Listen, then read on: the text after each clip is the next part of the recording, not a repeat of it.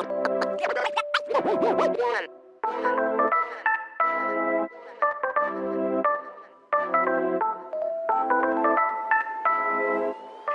don't see this every day. Stig. Naka-uniform pa oh. Kaya nga pala may bago akong costume. Riding costume. So I have the AGV power shirt. Ayan siya.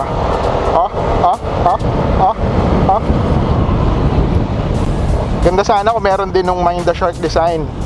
Diba? Para ternong-terno sa lahat.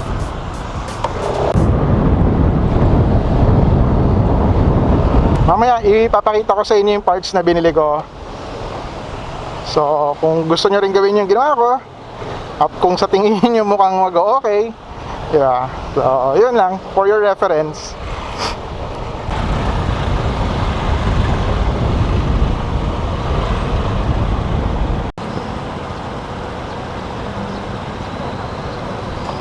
Sa pagmumotor, welcome na welcome ang LGBTQ. So kahit anong ride pa yan, kahit anong kasarian mo sa mundo ng motorsiklo, welcome na welcome po kayo. Basta protection parate.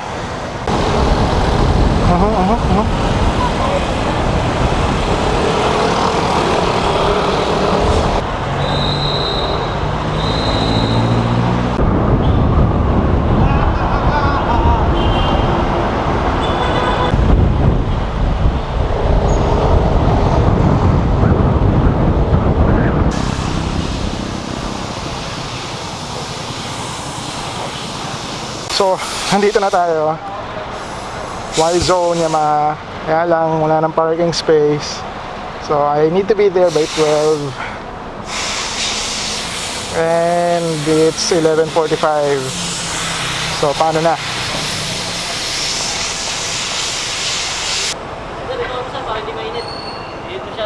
No problem. Para makaregister na rin ako. May appointment ako alas 12. Appointment kayo, sir? Alas 12. Walang relax rin mo nila. No problem. So, ito yung binili natin for replacement. Ito siya.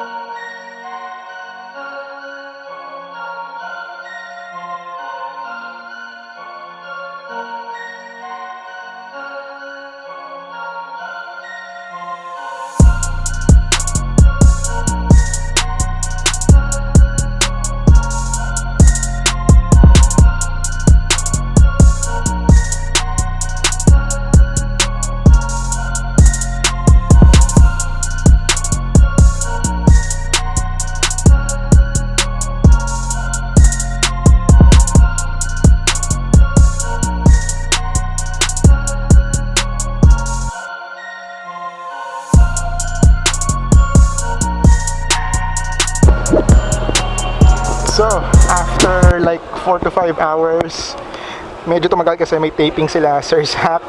So, ayun.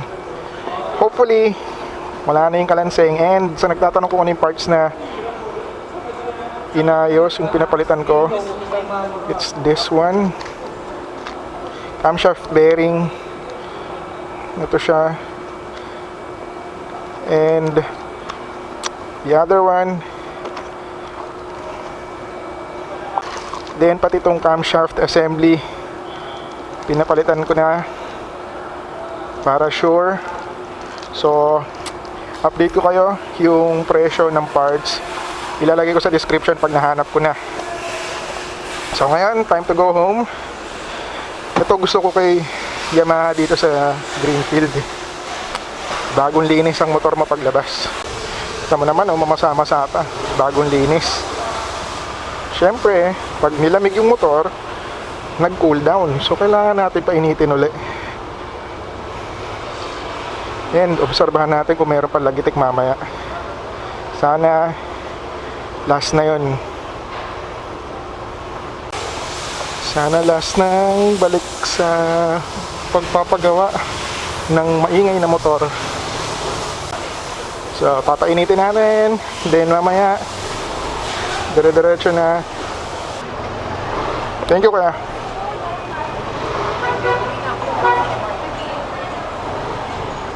So, sayang, di ko man lang nakamayan sila, idol. Di ko man lang nakausap. Siyempre, nakakaya, busy sila sa taping. Alam nga, umipal ako doon, diba? So, yun. Sana makasama ko sila pagka may pagkakataon, diba? Yamaha. Hindi ba tayo pwede bumirit kasi, diba, sabi ko nga, nag-cool down yung makina. Bike wash. And malamig pa pati yung handle. So, kalma-kalma muna. Painitin muna natin. So, again, Mandaluyong, traffic, rush hour, pauwi lahat.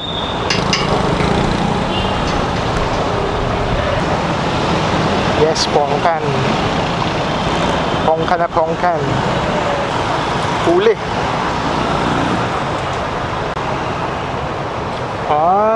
Riding in tandem. I see. Oo nga pala, effect nga pala dito yun. Dalawang lalaki.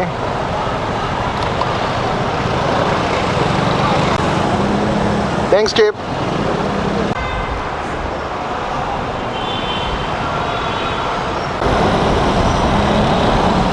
Siyempre, pag nasa repair situation yung motor mo, expect na bibiritin yan ng mechanic. Kaya yan, ubos. Ano naman yan, may 2 bars lang yan kanina. So, ayun, baka napasarap lang sa piga for testing. And it's fine, part yan ng repair. I don't mind. So far, so good. Hindi pa naman ganun ko init.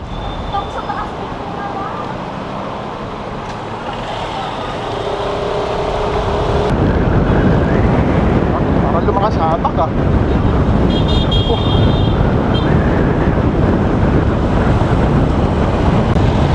Pagas tayo dito sa may Petron crossing ng Wakwak. I-zero natin. Siyempre, sa favorite, pero hindi sila nagsasara ng gas tank.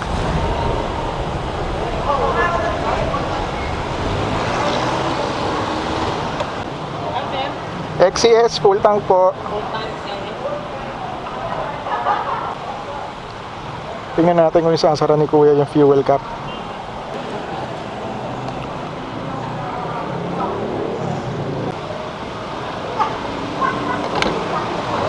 Petrol card sir meron? Wala na.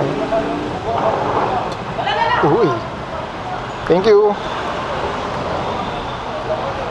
2 points. Very good si Kuya. Thank you.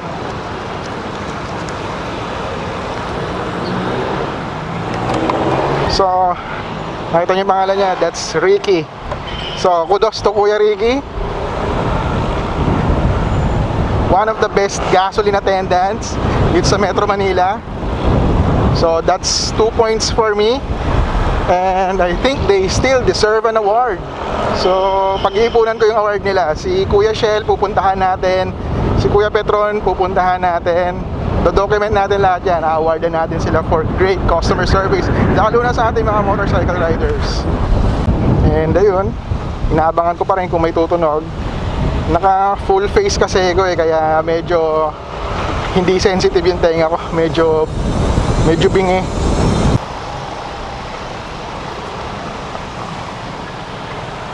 Bopols, ginawang one way ang pota.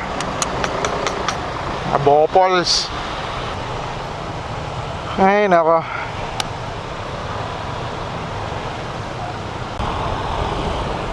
Yon, vacant. So 0 ang odometer.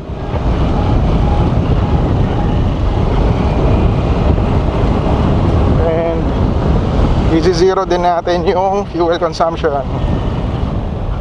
0.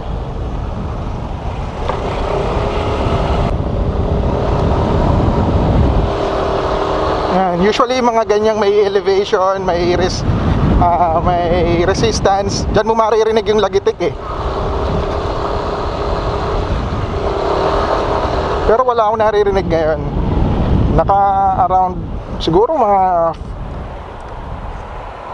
1 kilometer na siguro tayo away from Y-zone. And usually lumalabas na yun sa ganun pagka uminit na yung makina. But now wala pa rin. So sana doing good.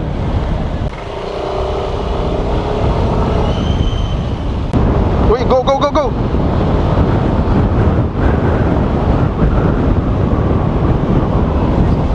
Ramdam ko swabe yung takbo Ano kaya to? Break in pa rin uli? Break in kaya uli ito? Hindi na siguro kasi iba naman parts na to eh. I think so.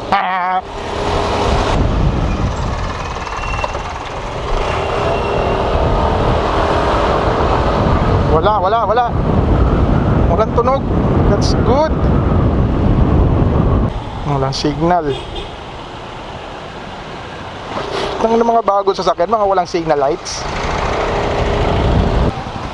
So, stoplight. Pakinggan natin kung meron garagal. Wala eh. Pero ibe-break-in ko muna kahit 500 kilometers lang. Para naman hindi mabigla yung mga parts sa loob.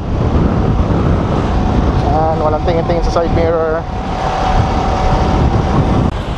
E-stop, capital I, S-T-O-P, E-stop. Kudos nga pala kanina dun sa nag-asikaso nito. Hindi ko kasi nakilala eh.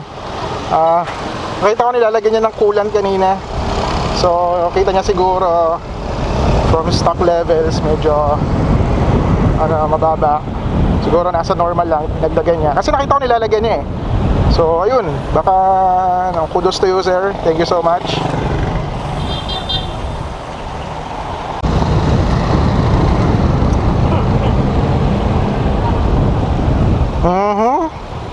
Ano mga bumpers.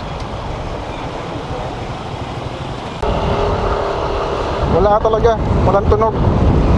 So I think it's fine now. I therefore conclude that it is the camshaft or the camshaft assembly that is making all the noise during acceleration. Okay ba yung English? Trying hard, di ba? Yun, so kung nagkaroon kayo ng ganitong issue and hindi nagawa ng paraan dun sa paglinis nyo ng tambucho, yung pag-adjust nyo ng valve clearance, and so yung parang binabato na buhangin sa gilid na area, yun. So yun ang solusyon. Palit kayo ng camshaft assembly and or camshaft bearing. So ayun, hindi mo na kailangan yung tensioner kasi dati pinabili din ako ng tensioner nakalimutan ko dalhin. So far ayun, ito nag-okay naman. So hindi mo na, I think hindi mo na kailangan ng tensioner. So with the camshaft assembly and the camshaft bearing or cam bearing, it's perfectly fine. Pero obserbahan pa rin natin hanggat wala tayo sa bahay. Pero I'm safe to say, walang-wala ng tunog ngayon. Kahit palinis yung magneto nyo at nandun pa rin, ito talaga yung solution dyan. Wala na Usually from stop, acceleration, then for example my humps, then decelerate, tapos mag-accelerate ka na naman, tumitik-tik na siya agad eh. Pero for now, wala, malinis.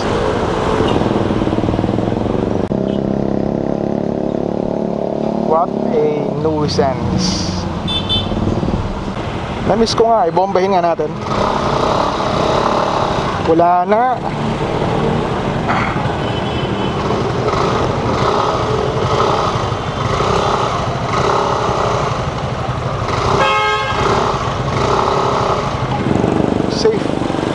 Wala nga.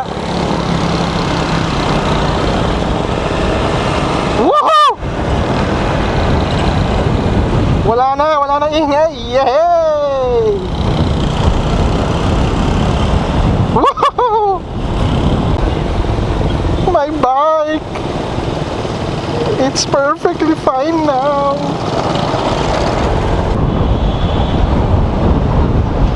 Pero honestly speaking dati kinakabahan talaga ako. Feeling ko anytime may kakalas dito.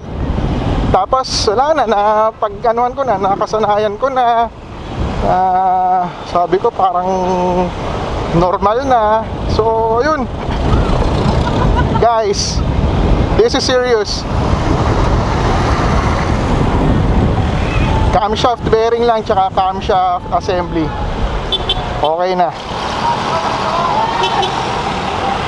So, that ends here. Again, yung obserbahan nyo mabuti yung Aerox nyo kung meron ng parang ticking sound. Ticking na unusual hindi yung ticking na pagka nag-on yung DVA, magtitik kasi yun Very hina. Very hina ang putik. Mahinang tick ang maririnig nyo para mag-activate yung VVA. So yung sinasabi kong ticking sound, parang may bumabato ng buhangin sa, naririnig siya kadalasan sa right side So I tried linis panggilid, TPS o yung throttle positioning ek pinatingin ko rin, magneto, silip lang, then ano pa ba, yung tune up ako, linis ng carb, FI cleaning, yon. So lahat yon, walang nangyaring matino. Kinalas na rin namin ni Sir Ryan yung tambucho, wala talagang buhangin. So if you're experiencing yung ticking sound na yun, very unusual sound, lalo na pagka mag-accelerate ka from 0 to basta tataas yung RPM or yung speed mo, lalabas siya. So now malinis na siya, wala nang tunog. All you need to do is to replace your camshaft assembly or yung cam bearing ninyo. So thank you so much for watching, guys. This is Nathan Santiago. I hope may natutunan kayong bago, natulungan ko kayo. And this issue has been like 3 months already. So yun, so maraming salamat. Thank you so much for watching again. Nathan Santiago, ride safe. Ay nako kuya.